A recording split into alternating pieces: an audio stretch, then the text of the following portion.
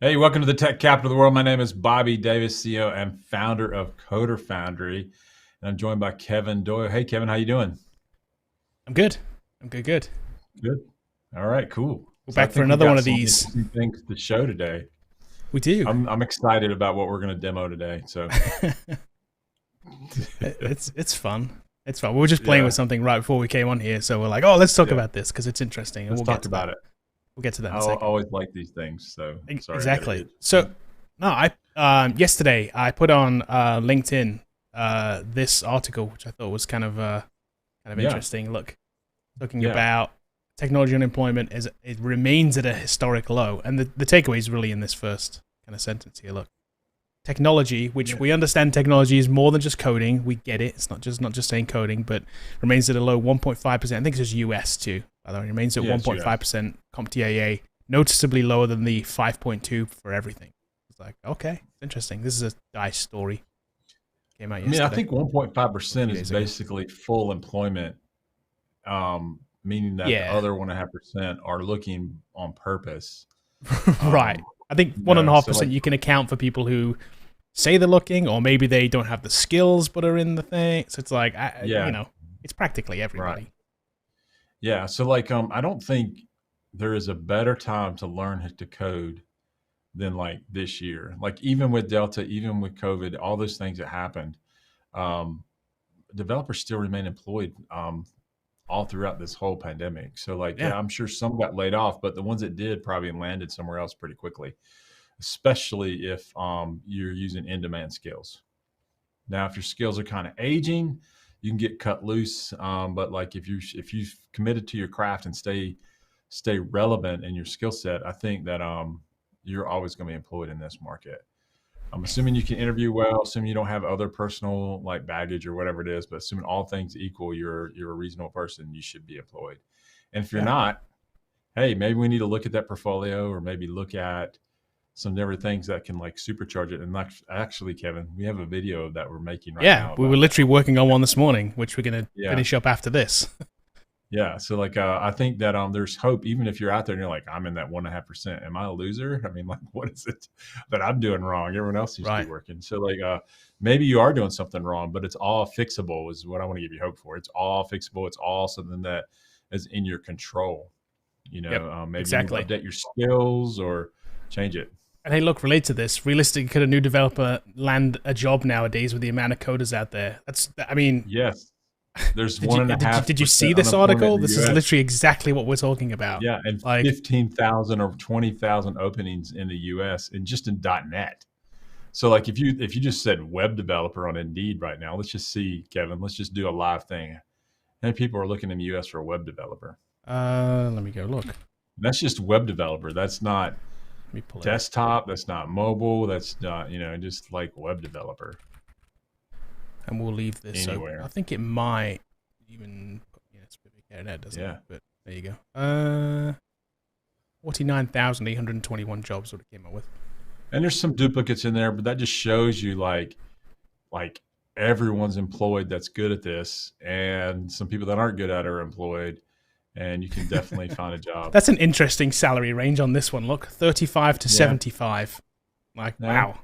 That's probably Okay. telling me, like, literally, they're looking for anybody at this point, junior Anybody that we can or get. or We somebody can't who's find mid anyone. level. Exactly, they can't Yep. find anybody. That's what that screams. That's Yep. kind of funny. Yep. Yeah, there's all kinds of stuff in here. Look, here you go, entry level, full stack, 70 Look at grand a that. year. From 70. Look at that. There you go. I I don't wonder know what what they're looking stack they're for. Let's see what using. they're Yeah, looking let's for. have a look. Let's see. They do want a degree, but that's obvious. You're going to see that. I don't see I what guess it's stack that this top is in here. paragraph. They don't really lay it out real. Yeah, they Full don't. stack developer to assist development of including Android mobile apps. That's hilarious. Yeah, We want a full stack software developer that's building mobile. That's hilarious. yeah, it's And kind of eventually interesting. web app services. They don't tell you Okay. what stack this is in. It's not. There's no technologies mentioned anywhere. Look, it's kind of Yeah. interesting. Need some help. So, Hey, we got a super chat from Austin Johnson. Thanks, man. hey, I Austin, just to thank you. pick up my equipment for my developer job, guys. I'm so excited. Awesome. Awesome. Did they send you like a laptop or a desktop? What'd you get? Tell us. Like I say, I'm always interested in what technology people hand out. Pictures. We need pictures of that rig they sent you. You know? Yeah, so yeah. Throw it up. That was one of the great things about when I had an Apple gig, when they sent you the technology package, and it's like they sent you like an iMac, and it was nice. Like it was really nice. It's like, oh, this is like, it's like Christmas when you get your like welcome package. Did they ship you a monitor and a keyboard and a mouse and a laptop? Exactly. Like, what'd you get? Yeah, we want to know. Yeah. We want to know. So too bad you can't throw pictures in chat there. I don't think you can. So which is probably a good thing, actually. Yeah, you can't. But right, exactly. I don't know what we get. But thank you for the super chat, Austin. We appreciate it. All right. It's awesome. Yeah, so like to give you a little hope, if you're trying to learn to code, obviously, we have a course at learn.codefoundry.com. You can go there to learn how to code. And what I would say this too, man, and giving just a shout out to all of our like-minded competitors, man. I mean, like, it's never a better time to learn to code with all the resources available, from free code camp to all the boot camps to college to community college, learn on your own, self-paced courses. They're just all over the board. And, yeah, there's varying results from all of them, but like, the information's out there to be had for any kind of like type of learning that matches your learning style that you want to learn. So we think we have a great course, but even if you're just here for our witty banter and entertainment, Kevin, like you don't want to go. which hold on a minute, no one's here for that.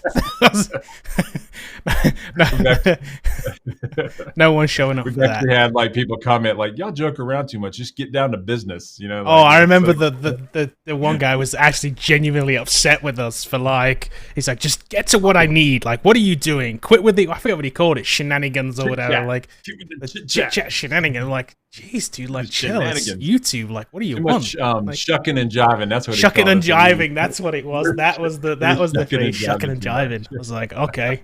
So from then on, I was like, Bowie, quit your shucking. Quit shucking and jiving. Okay, all right. I'm going to get down to business. But we have this tool we wanted to show this morning that we think is funny. And so like we're going to let y'all interact with us a little bit. Kevin's a little bit nervous about this, but I'm going to go. We're going to go for it. And I'll tell you why, because I don't know what it's going to say. It's an AI. This is an AI tool. So hopefully it doesn't like, put it this way. I didn't see there was a not safe for work filter on this thing. So right.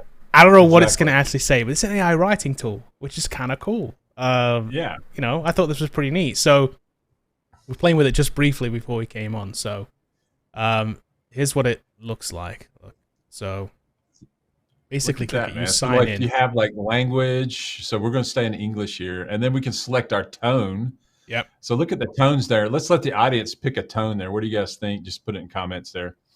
I won't be able to see it because I'm on screen share, so I won't be able to see what they write on there. So you're gonna have to pick one. I'll pick one. Pick one of these here. Give you about 10 seconds to give us one. You see, there's a whole bunch here. Look at that. Urgent, worryful, inspirational, humorous. Why are you doing that? I'm just gonna pick one now. Just pick one. No one's participating. That's okay though. Maybe my and then it takes a minute for it to come up. That's the problem. So here's the kind of things it can write. Look, the use case thing. So it can do all kinds of stuff. What about business idea pitch? We didn't try that one.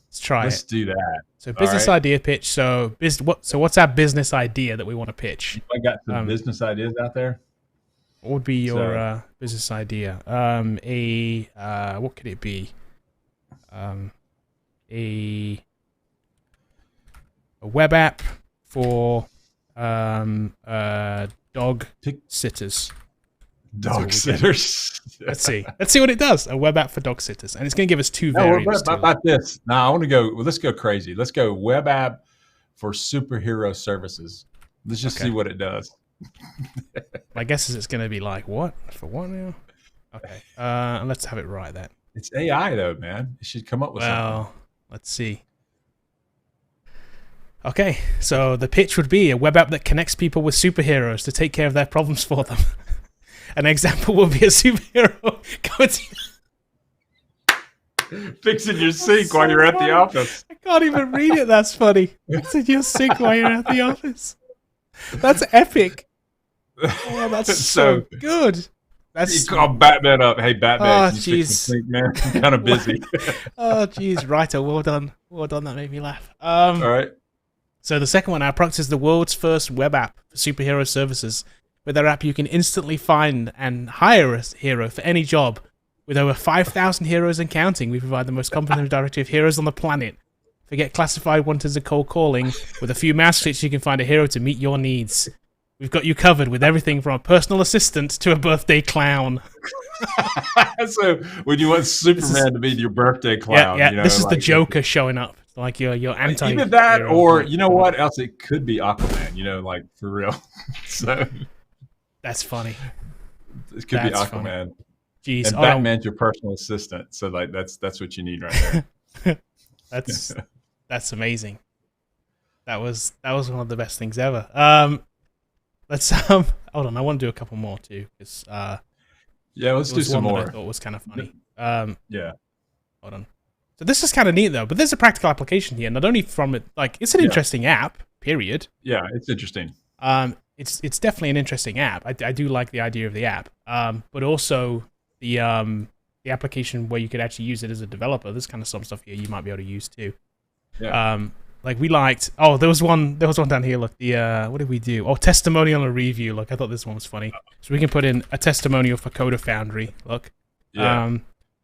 We put in the greatest Bootcamp. It's kind of like it's leading, right? Yeah, and then pick the tone inspirational, man. What do we like, want? We want to go straight inspirational. Yeah. Let's see what do you think? I don't know. Let's see what we get. And let's pick 2 variants. Look, and we'll have it write something for us. Let's see. You're gonna blast this, man. Let's see. Oh, it puts my name on it too. Look. It says I'm a graduate from Foundry. I've never been happy with my career. After 1 week of bootcamp, 1 week.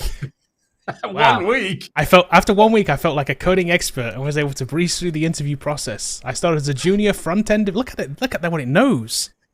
A junior front-end developer. How does it know? How does it know Foundry and Bootcamp is related to coding? Period. Okay, that's impressive, right? I'm actually impressed by that. The next one. I enrolled in a coding bootcamp. Now I'm an assistant project manager for the top startup in Silicon Valley. Thank you. So obviously, that's kind of crazy, right? Because so the word bootcamp is so generic; it's generally used for fitness. Yeah. The fact that it knew Foundry and contextually knew that it's a web developer bootcamp. Not only does it know that it knows exactly that it is a web developer bootcamp. We're famous, Kevin. That's what it is. That's impressive. I'm actually impressed by that. I might actually use this to write all of my anything from now on. I'm never writing another thing again. Okay, so Anish has a blog title here: SF versus Mern versus C#. Let's just go ahead and there. I don't know okay. Hold on then. Let's let me pull that back out here. So hold on. What is it? Let me get rid of this. So it's a blog. So yeah, we'll just go blog idea. Blog idea and outline. Okay. So what was it again? Yeah. What are the keywords? He just said SF versus Mern. Like that? Mern. Yep. Versus C#. Okay. Hold on. What's SF? I don't know what SF is. Let's just go Mern versus C#. Maybe it was JS. And it's going to be. Spell C# out. Just don't put. Do you think? No, I think we're fine with this. No, it won't work. It's a pound sign. Are you sure? Yeah. I don't know. It knew the context for Foundry. I'm not convinced that it doesn't. I'm trying it. If it doesn't, we'll switch it out. I'll be surprised. Well, I will too, but I was surprised that it knew what we were. So, okay. So here's your Mern versus. Oh, it says Coda. Look. Okay. That's interesting. So let's try it again. Let's try one more. Oh no! I've exhausted my monthly credits. Apparently it's. Apparently we're trying to sell your product here. Come on, writer. Let us get it. Apparently not a totally free service. So. Oh well, we had fun. Oh well, there we go. Sorry, couldn't get to your thing right there. Kind of interesting. He's saying the SF stands for Salesforce, but like yeah. Oh, okay. Yeah, okay. Yeah, kind of interesting. Clara wants Acroman at her birthday party. That's cool. Now hold on a minute, Claire. Jason Momoa ain't showing up. Jason Momoa, we know what you're talking about, Claire. We see what you're doing. I know what's happening here, but Jason Momoa ain't showing up. Right? This is going to be some dude from around the block who's dressed up in like the old school Aquaman outfit, and that's what you're getting. Yeah. You're getting the orange dude with the, and it's yeah. It's never. So. It's not. It's funny. That's funny.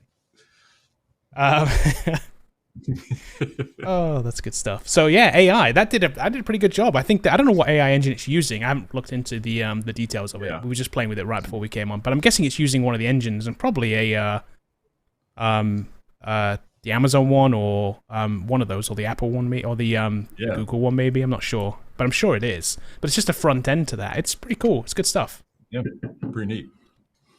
Shows you it's an app idea too. You could come up with something like that. You could just take one part of that app and come up with something. I think that might be a good app idea for building a little AI app. That'd be kind of cool. Okay, we're gonna do questions as normal. I'll get to those here in a second. Throw them in chat. We'll go through them as best as we can. If you want to super chat, you can. That'll push your question to the top. I guarantee we'll do those the next one up as we go around. There's some good comments in here. So one guy wants to know how I look so handsome even after being 60. So is that like, that's one of those, hold on, let's put that up here. Look, because that's one of those, like, it's such an insult, but you framed it in such a way that's like, it's one of those like backhanded compliments, isn't it? That's what it is. This has a specific name, doesn't it? It's like, yeah. That's funny. 17 here safe. Joke turns on my birthday clown. That's a full refund. Yeah, you might not get out of the party. It's so serious there, NC-17. So. Yeah, it's funny. So, okay, let's do some questions here. You guys can go play with that app, by the way. It's fun. Yeah, obviously, there's a limit. So yeah, there's a month limit. There's no affiliate link from us. We should have thought of that, but we didn't. So yeah, we were playing with it before, so we thought it was kind of fun. We thought it was funny. Okay. What else do I want to talk about? iOS 15 came out overnight. Oh yeah, so that's kind of cool, right? I updated my phone, which I actually dropped on the floor yesterday or last night overnight. So I'm playing with that a little bit, so that's kind of interesting. For those of you that want to play with the new Apple software came out, there's some interesting things in there. We can now FaceTime between Android and Apple, so that's a thing. I don't know. I got iCloud Plus. There's some extra things in it, including their whatever they call it, that little privacy thing. So I'm going to play with that too. I turned that on. Now you turn it on by default, so anything in Safari automatically goes through VPN, not VPN, because they're not saying it's a VPN. Apparently, it's something different, but. It's kind of interesting. Some of the new features are kind of cool. And the privacy email thing's kind of cool too. So it generates, you can have an option to generate a one-time use email and then give it to, so that one-time use email forwards it back to your regular box, but it's only, you give it to a certain service. So if I sign up for like a service and I want to give them an email, but I only use it once, if they then sell my details, I'll know that any emails coming into that address are all from that one thing, and I can cut it off basically. Yeah, I do like the fact that you can clone. Like we experiment this a little bit in the before in a previous life of basically having like fictitious credit card numbers. Yeah, and so like that thing ties to the real account. Yep, and you keep track of that. Yeah, one-time use credit card numbers of the future. Yeah, I mean, it was one of my ideas that was laughed at, and then I see people doing it. So and then Apple started doing it. Yeah, like that's impossible. Like, what are you talking about? You know, like, well, I mean, it just makes sense. But I think it makes sense for email to cut down on spam, where it's just if you want to sign up for something, you want to give them a fake email address. Then, but the thing can tie back to your mailbox if you want it to. Exactly, it ties back, and all you have to do then is once that email starts getting spammed, you just cut it off. Yeah, and that's it. You don't have to change your email account, which is just a nightmare. I don't even think you have to remember what email you generate, do you? No, you don't. Nope, you do not, because it comes into your regular email box like a regular email. Yeah, it's very smart. Yeah, Apple's been doing the credit card number generation thing for a minute on the Apple Pay. I don't know if Samsung Pay is the same, but every time you use Apple Pay, it gives them a new card number. So you don't have to worry about your actual card number being used. The physical card is different. The physical card, when you swipe, it does use the actual real number. So they haven't quite figured that out yet. Well, they should. There's a chip on it, and they should, the chip should generate a new number every time. There's no card number at all. There's just a chip. Yeah, Yep. But right now it doesn't do that. It uses the same number because I thought it did, and I was like, oh, that kind of sucks. Yeah. But I avoid using the card whenever possible, the physical card. There's no real need these days. Everywhere pretty much has Touch Pay, pretty much everywhere. So I just use the watch or the phone and just do that, and it gives them a new number. So you don't have to worry about if they ever get hacked and your credit card gets stolen. Who cares? It's a one-time use. It doesn't matter. They can't use it again. Exactly. So. I like it. Yeah. Okay. Let me queue up some questions here. All right, see a bunch more coming in as we're chatting. But send us a super chat if you want to. If you got a burning question you want me to answer or Kevin to answer, we would love to chat with you. Just send a super chat. And just keep leaving questions. Also, remember while Kevin's looking, in order to chat, we did turn on subscribers only, so you do have to. I don't know if it's turned on during this one. I was just looking at that actually. It's not turned on, is it? I don't think so. I don't think it defaulted back to it being the default. So okay, well, it's a free for all now. So. Yeah, but usually we have it turned on because just shut down people spamming the chat and stuff like that. So yeah, and I'm not sure if there's a way to actually turn it on once you're going. I guess I don't see it. If there is, it's kind of weird. I'm sure there is here somewhere. All right, give us a question. There is. It is turned on. Okay, so it is. Cool. So if you're having problems chatting, just remember, just sub us up first, and then you can chat in. It does wait 5 minutes, so do it right now. Yep. And then get us to that 100K. We got to get Kevin a plaque, my new campaign, so get Kevin a plaque. So that we can hang that in the background there. All right. Cool. Okay, let's do some questions here. Catherine has a question, and Catherine, thank you for being a channel member too, and a course member as well. So how do you plan a big project like the blog? Before going through the bootcamp and getting into the blog, I didn't realize how big and complex it was. How do you parse how complex something will be? So, Catherine, the first thing you're going to look at in general is the user experience. You'll see these things called user stories, like how does the user use it? What does it need to do? You can chart this out on paper. You can use old school flu charts. You can use a whiteboard. There's a lot of ways for you to figure out, like, what does this thing do? The other way that's going to point you to how complex something is going to be is like, then you start tracking, okay, now I know what it does. What information am I collecting? I can look at, and this is where in the MVC world, we're collecting the model of the information we're going to be. And that could be multiple models, and these models join together. We're going to have one-to-many relationships, many-to-many relationships. We define that database through models in a code-first concept. And that tells us how big it's going to be. With .NET and MVC, the cool part is once your model is defined, we can use something like scaffolding, and the model will generate the database for us. And then we can scaffold views based on those models that are complete working views with a create, edit, update, and delete. And that takes a lot of the complexity of building out the CRUD app on the back end. And then you take your user stories and you start building out the complex views that you need to represent what you're trying to do. So I think that's overall like how I approach a project in general. And the more you do it, the faster you get at kind of gauging how big or small this project is. So, and then when you're using things like MVC or any kind of framework that's kind of complete, you have a lot of this stuff already figured out. So MVC has a design pattern, which means model view controller, which means that we know the database is going to be shook out when we create our models.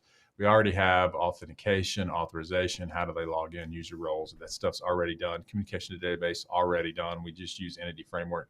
So these frameworks and tools allow you to get to the business of building just the business part of what we're trying to do, the blog part. We're not trying to figure out how do I structure my code, what folder do I use, how does routes work, how does security work.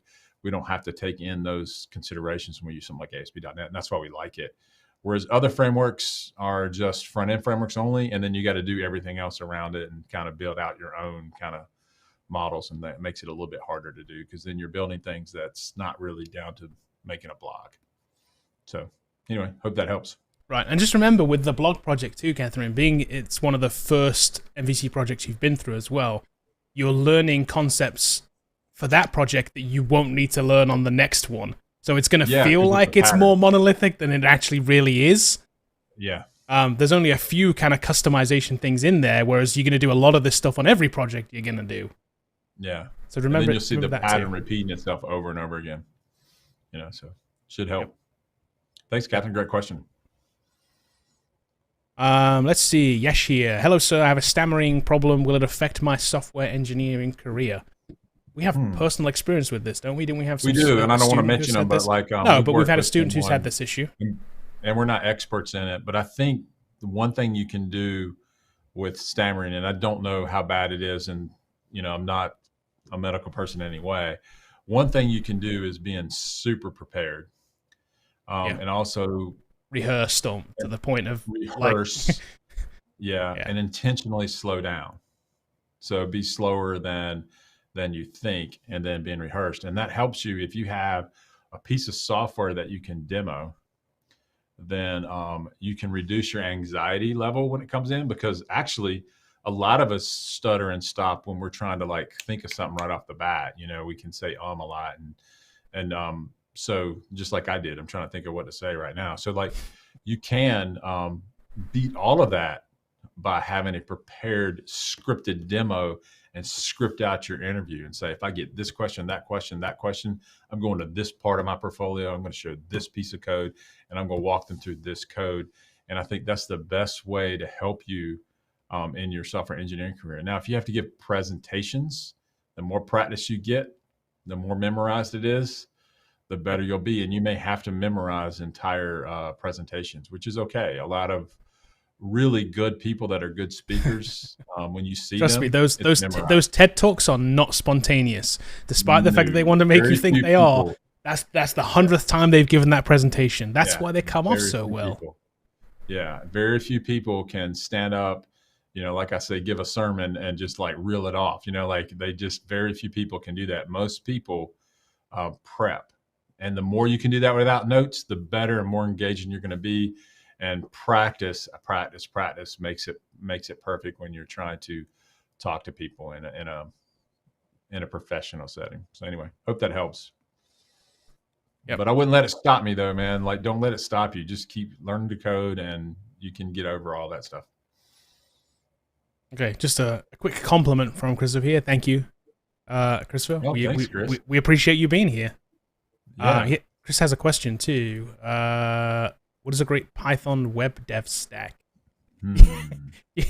You it's funny because we were talking about this yesterday. You made a joke about this that you tweeted, and I thought was kind of funny. Yeah, I just tweeted, is the Django the movie more popular than Django? And we had the little guy at the desk, and it was Django versus Django. I was like, changed my mind. Tell me I'm wrong. So the only one that I haven't used a lot of them, but the only one that I know about is the Django. And so if I was going to start something in Python today, that's what I would do, just because that's the one I know about more than anything. I'm not going to do that, but that doesn't mean it's wrong. I mean, like, I don't know everything. So I'll give a shout out to one of our friends that we know, Dennis Ivey, has a lot of Django. So it's has a lot of Python stuff.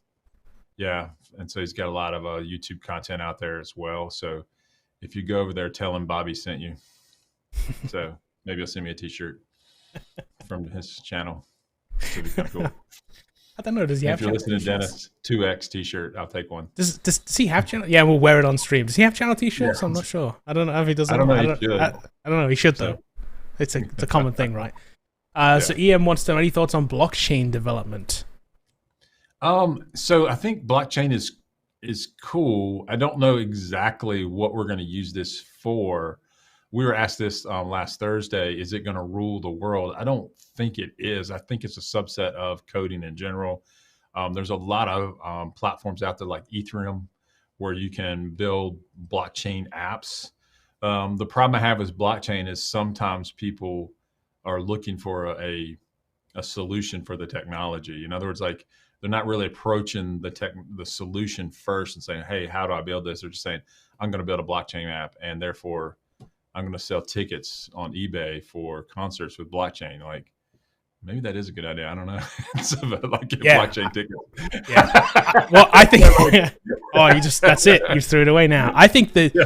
blockchain, the killer implementation of blockchain hasn't happened yet. I've talked about this before. I don't think it's cryptocurrency. I think it's something else. But I don't know what it is. Obviously, crypto is the big thing when you think about blockchain right now, but I think it has another implementation we haven't quite hit yet. So I think there's a future in it. Maybe you eliminate counterfeit tickets to the Super Bowl or counterfeit tickets to sports games by using you storing those tickets in a blockchain when you purchase them, and then you have an app that guarantees that ticket is yours.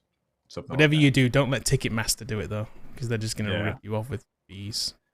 What's really high. Sorry, I'm just bitter about Ticketmaster's fees. I think there's stuff there. I just think that if you're trying to break into the industry and you don't know anything, I wouldn't pick blockchain as the first thing that I learned, but you could.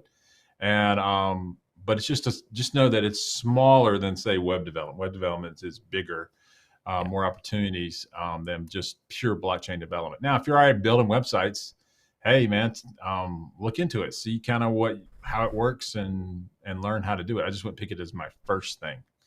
I'd pick it as my second thing maybe. So I think web development probably has more stuff. Yeah. Exactly. He's seen Silicon Valley. There you go. So that's but no. I mean, I think it has a place. I think it does something. I don't know what that killer app is. Just back real quick to our previous description of or talking about the stammering question. So, from your perspective, as an interviewer, would you be turned off if the interviewee addressed it at the start and then you kind of moved on? Is that? I don't know. I don't know how to do it. I don't know. I mean, I can ask my friend to see kind of what he does. We gave him some to reduce being nervous by being more prepped.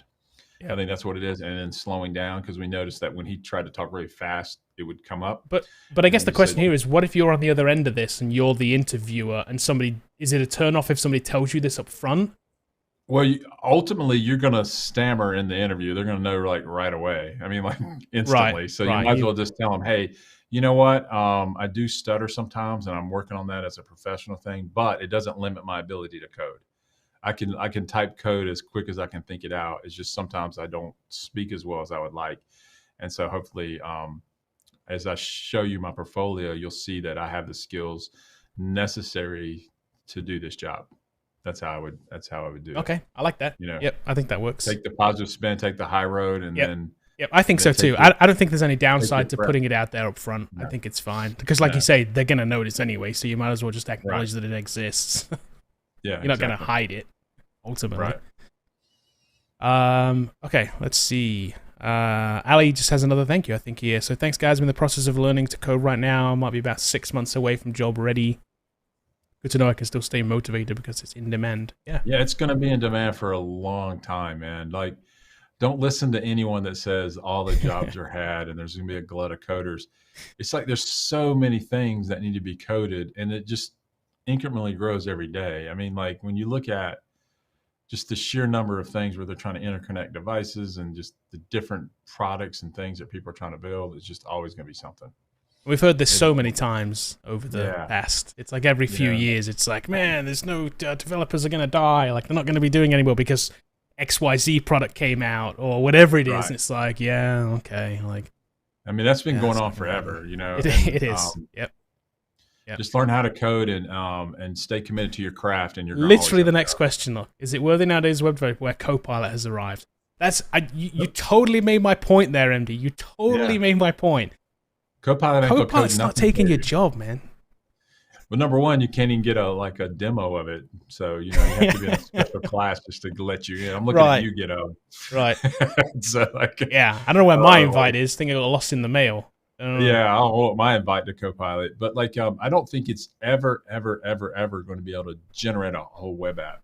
We already have code generation with scaffolding and MVC, but the creative part, the part that makes that web application special, it just won't ever do that. And I've said this a lot. An AI would have never invented Twitter. They would have never thought that. Yeah.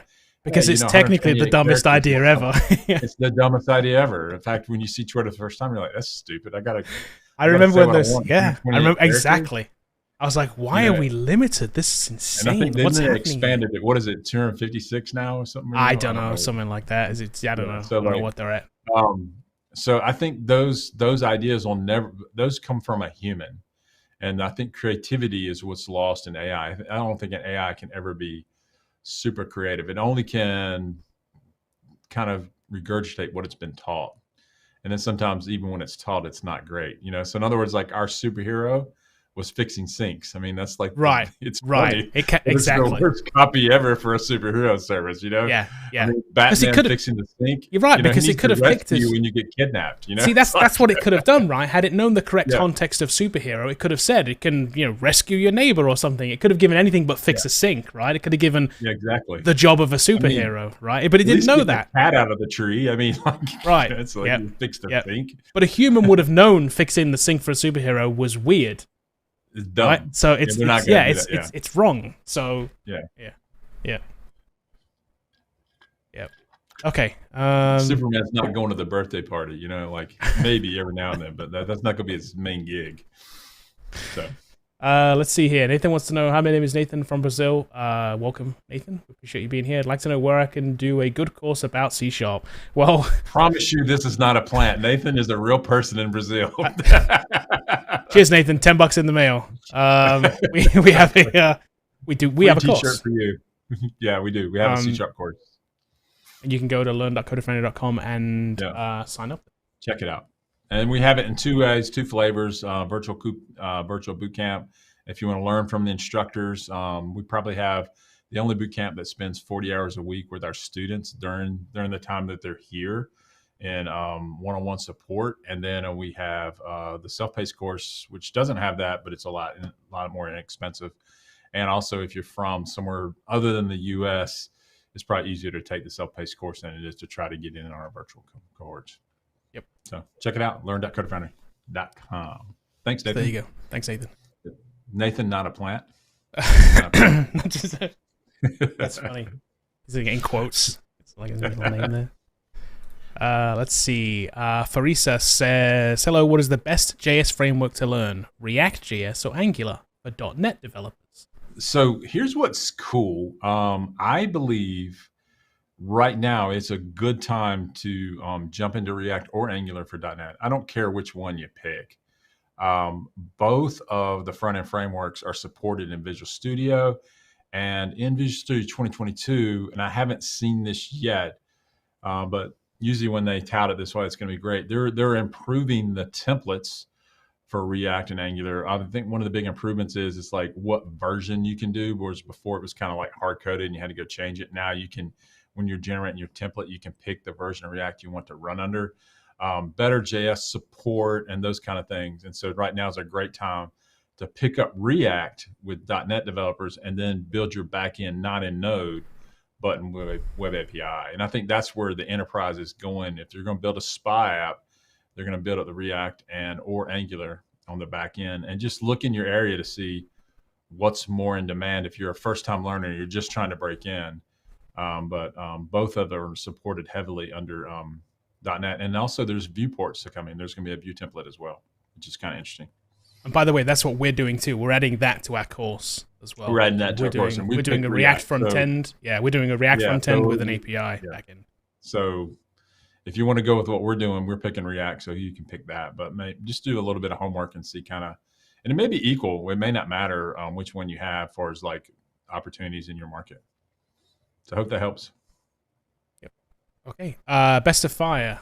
I'm guessing Node in future. So does Node have a future? I'm going to rephrase it. Yeah, I think it has a future. I mean, it always has to be. I mean, it's always going to be. It's a server-side framework for JavaScript. It's for right now, for the foreseeable future. And I'm saying next 3 to 5 years, Node's going to be around. And that's really all I'm going to predict. I mean, like what I tell people all the time is use what's available today, because we really can't predict what framework is going to be what and where. Yeah. And so many times there are people out there that won't pick something because they have this overwhelming fear of something being obsolete, when you just learn the new thing. And typically, even if you're launching a product and say you're building your thing on Node, and like 18 months from now, I was wrong, and they just kill Node off. Well, number one, it's going to run on Node for a Right. good bit of time without getting Yeah. updates to Node. Yep. Second, you'll just learn something new and port it to something else. Yep. So I think talking to someone like me that's been running code for 20, 25 years, I can go through the history of all the things that we've done, and all of those things that I've built, some of them still exist, and they've been ported 2-3 times over the last 15 years. I think that's So the like, thing there. it's just the nature of the industry. Yep. You know, things change, and Yep. pick what's best today, make your best decision, and move on it. Don't wait for something right now to change or whatever. You know, I think like that's if you- entirely it. I think if your application's going to last, let's say 10 years, right? Right. Chances are, after 10 years, it's not going to be the same application you started out with, and it's probably not going to be built on the same technology you started out with. It's probably had 1 or 2 rewrites in that time.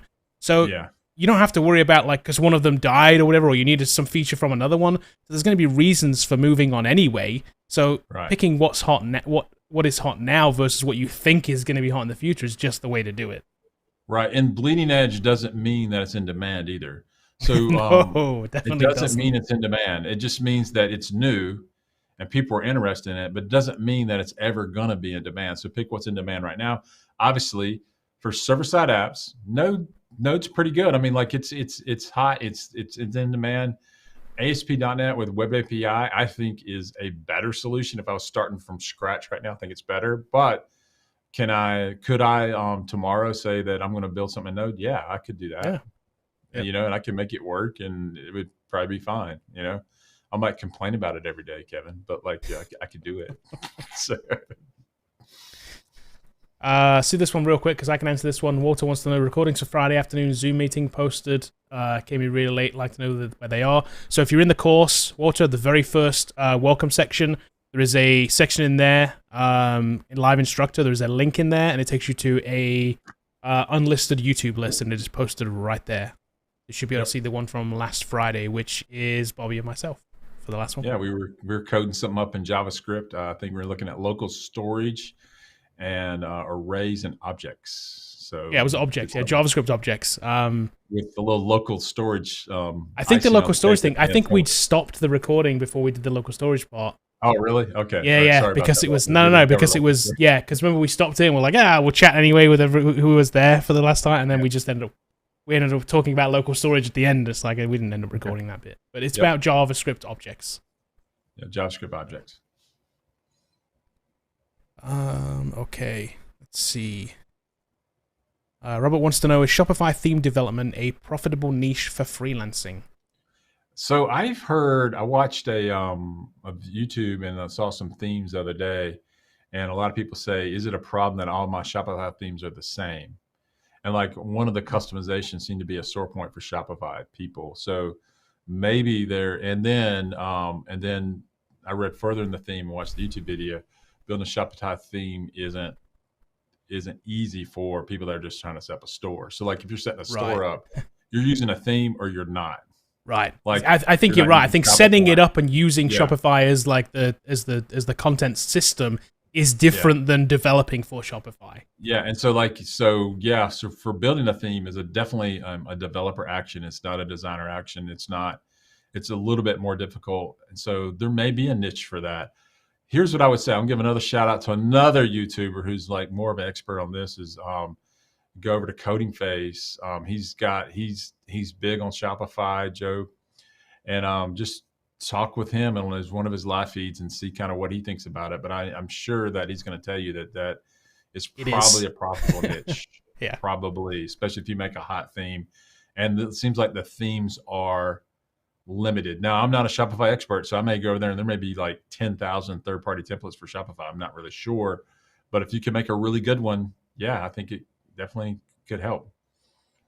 You know, I think a profitable niche would be this, is learn how to copy a theme and then modify it so that you can quickly customize colors and themes for people that already have Shopify sites. So like if someone's already but they want Shopify, something a little customized, and then something that you have like a little system put together where you can quickly change it out with stuff you already have built. I think that's even more profitable than hitting something up in a store and then hopefully buy it. I think reaching out to them individually and say, hey man, you tired of that same theme? I can make you a new one, or I've got 10 of my stuff like that. I think you're right. And I think also reusing a bunch of your work too is kind of key in these areas. It's like the same with WordPress themes too. It's like the more you can reuse, you don't want to start with a blank piece of paper every time. The more you can reuse from your previous work, design one thing and then tailor it to somebody else's needs and then just keep reselling it with different kind of, with a little bit, the Chrome's a little bit different around it. That's key. But definitely theme development, definitely Shopify plugin development. Like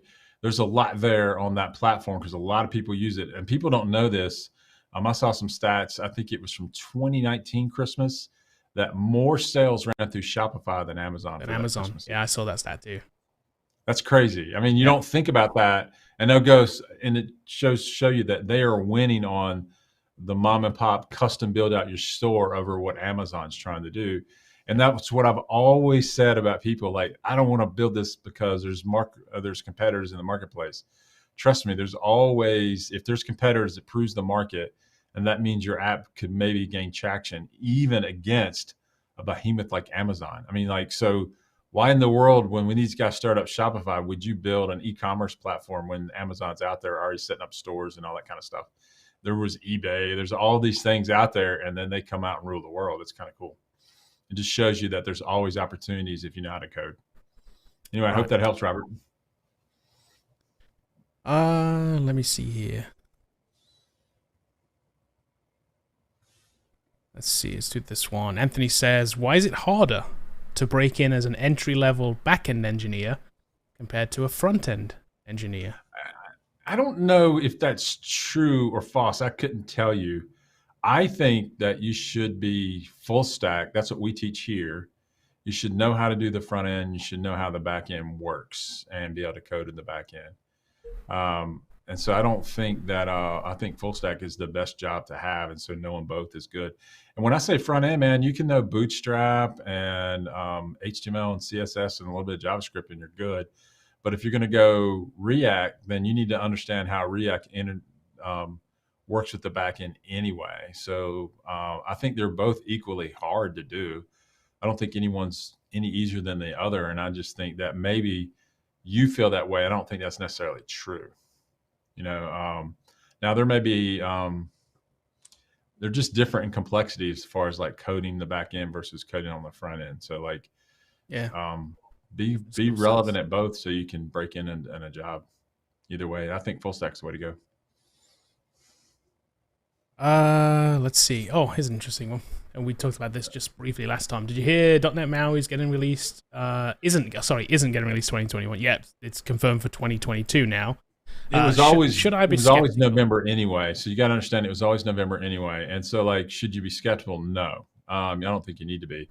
I think what they said in the blog, if you read the blog, and then me reading into the blog between the tea leaves and knowing how things are built, I think .NET MAUI is super ambitious. In other words, what it really does, and .NET MAUI really does, is building cross-platform for the desktop. So like you're taking Xamarin, which was building iOS and Android, and now we can build iOS, Android, and Windows Forms and Mac OS. And then with some third-party community support, they're saying it's even going to be extended to MAUI, which Microsoft won't officially support that. It'll be a third party. But Mac OS, Windows, Android, and iOS mobile is an ambitious thing to get under one toolkit to render all those UIs with one code base. So I think what they were saying with COVID and them moving all remote caused some slowdowns and some delays in production. Second, it's been in preview for a while now, and so I'm sure they're shaking out some of the problems they're running into, and there's no reason to release it early if it's not ready. And so it doesn't mean that it's never going to be released. It just means that they'll probably hit it in 6 months. So you're going to see it in May, June timeframe, I bet you.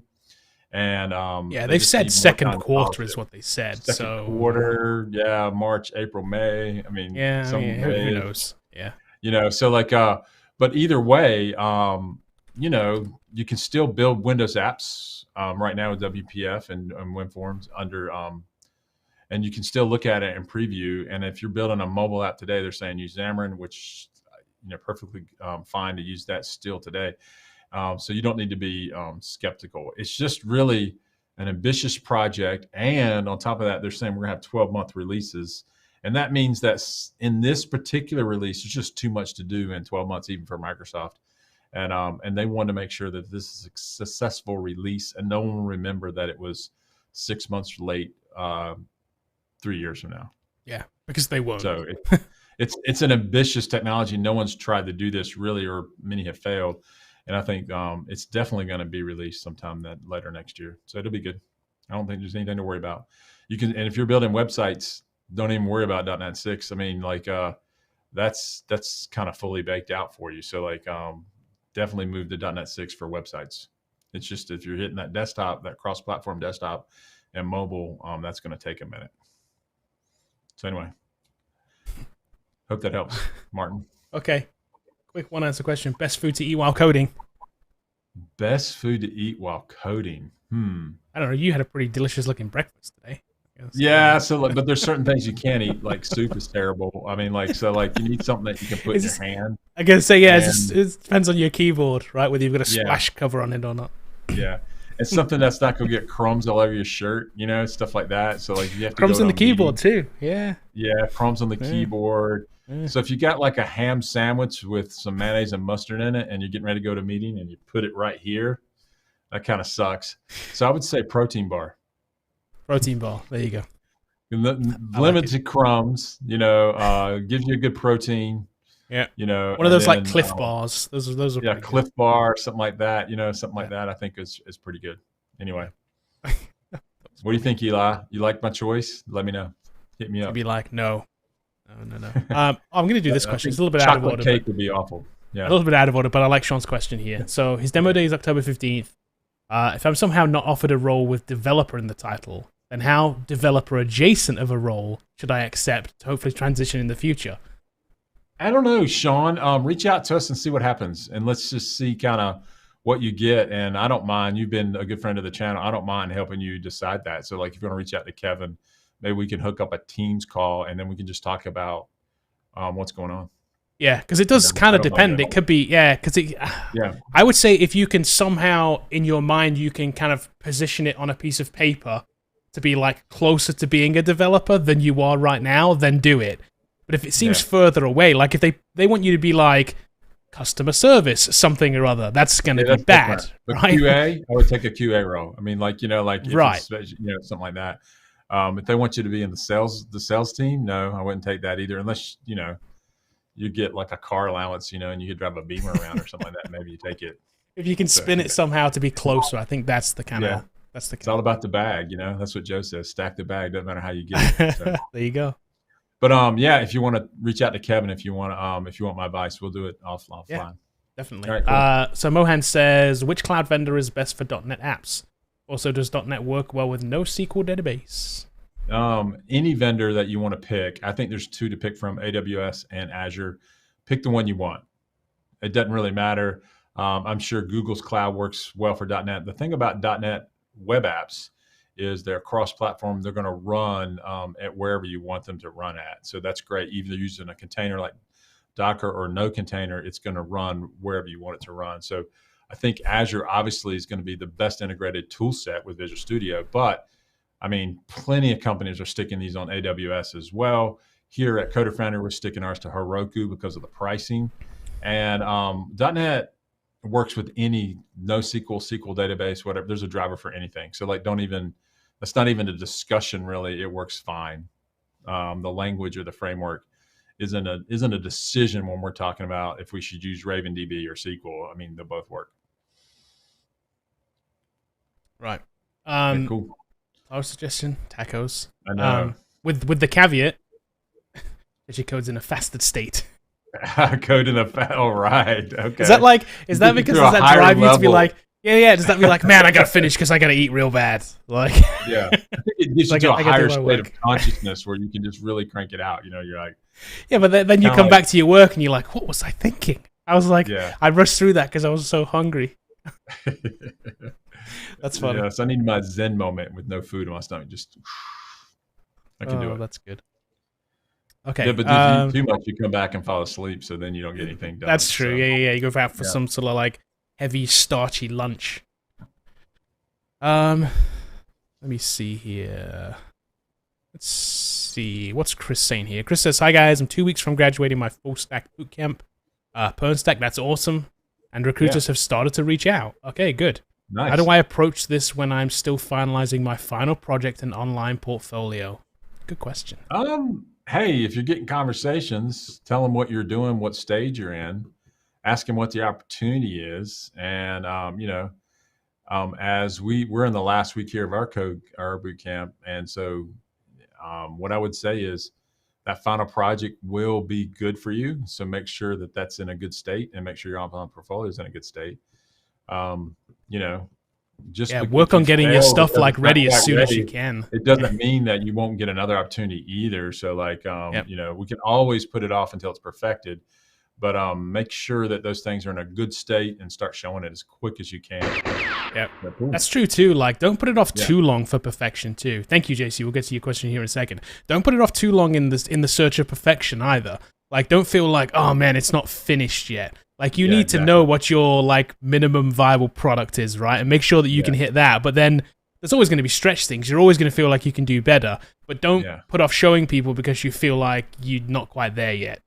But Show what here's you've the got. thing, the big checkoffs that we do here at Coder Founder, Chris, online portfolio, no lorem ipsum, all the links work. You've checked it for spelling and grammar, and everything's correct. So if you're linking out to something, it works. And then the subjective part of it, does it look pro? And then so pass that on to somebody, typically in your boot camp, maybe, or maybe someone out in boot camp. Hey, does my website look pro? And we make the joke, don't give it to your mom. She's always going to say She's it always going to looks say, good. yeah. So, like give it to someone that give you the true feedback on your final projects. Make sure you kind of not necessarily unit test it, but you test that from a UI perspective so that everything works. So if you demo that during an interview, it doesn't blow up and throw arrows and it doesn't work. Yeah. And it doesn't work. So make sure it's functional on the set of functionality you have. So that means if you're trying to show this and you have a set of functionality that isn't quite ready, make sure you hide that and then just show the stuff that's working. And I think that can be perfectly fine because you show them what you want them to see, and so good for that. Just look it over and make sure someone else looks at it over for you, and I think you'll be fine. If you're building projects in a portfolio, you're well on your way to getting that first job, Chris. Good luck. Yep.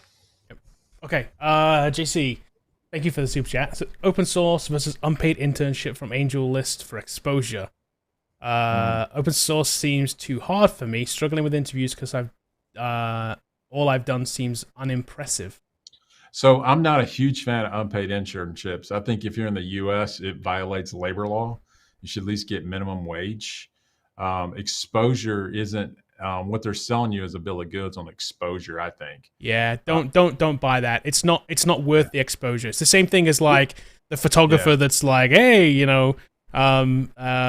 we like the model comes to them to like, hey, you take my photos, you can use them on your portfolio, and I'll get the photos for free. No, that's a service. Like you need to get paid for providing the service. Same thing here. You should get paid for providing the service. So what I would do is, if you're not being paid right now, work on portfolios to make something you think is impressive. Use that time to work for yourself. So I say, if you're working for free, you're working for me is one of the things I tell students. That's what they should be saying to themselves. And build projects on your own that you can show someone that is more impressive. So maybe you need to stretch yourself and say, okay, what is an impressive project in my world, and then try to build that. And just keep on doing it. And then here's the thing about showing with interviews is go Google this right now. Top 30 interview questions for, and then put your stack in there. That could be C#, that could be JS, React, it could be PHP, whatever it is. Take all of those answers, take all those questions, you'll see a list somewhere, and answer them all. Look at all the answers, try to know those answers, and then relate that to a project that you've written. So, for example, if you get something on OOP, show them where OOP is used in your project. So I think that helps. Hope that helps, JC. Thanks for the super chat. Thanks a lot, man. Yeah, thank you. Let's do Ernie's question here. So Ernie says, hey, I've been working on mastering C++, DSA, SQL after graduating college with a CS degree mid last year while working full-time. Now I'm realizing I need to learn JavaScript. Is this a logical next step? If you want to build websites, yes. So C++ typically isn't used to build websites. So you got to understand kind of what the things I'm learning and where they use that in the industry. So I'm unfamiliar with DSA. I don't know what that. I should know what that means, but I don't know what it means. So, but C++ typically is used to build maybe a Windows app or maybe data structures and algorithms. Data structures and algorithms. Okay, so like data structure and algorithms are good knowledge. So when you can go to an interview, you can pass some of these tech interviews. But JavaScript is used to build websites. So if you're going to build a website, you're interviewing for web dev jobs. Yeah, you got to know JavaScript, HTML, CSS, a backend language like C#, or you could learn Node, and then you already know SQL. So that's pretty cool. So hopefully that helps. Yeah. Okay. We're just after. I'm going to do another one here. One more? See this one. Because Patricio's question just came in. And I see Patricio here a lot. So, is using my LinkedIn generated resume okay? Or is that not looked at as good? I work super hard on my portfolio, so I want to trust that the resume is okay. Just don't want it to look bad or lazy. I have to go generate one and look at it. I don't know. I haven't done that either. I haven't either. I haven't played with it. So what I would say is your resume is a sales document. Find a really good looking template to sell yourself in there. Think of it as an artifact like you would a slideshow or anything else.